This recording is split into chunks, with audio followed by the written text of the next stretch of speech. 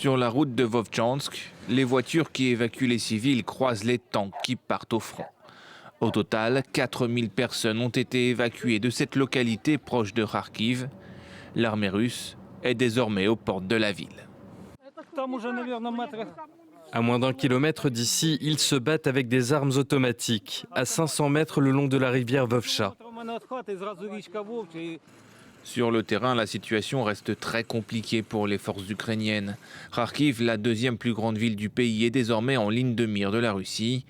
Moscou a d'ailleurs revendiqué la prise de 4 nouvelles villes du nord-est du pays, des victoires qui se font au prix de nombreuses victimes. Les Russes mènent des assauts à la viande. Ils envoient des gens à la mort qui meurent et leurs places sont instantanément prises par d'autres, et d'autres, et d'autres encore. La Russie a subi d'importantes pertes de soldats depuis le 10 mai. Depuis vendredi, l'armée russe a lancé plusieurs offensives le long de la ligne de front, près d'Avdivka, Kupiansk ou encore de Kramatorsk.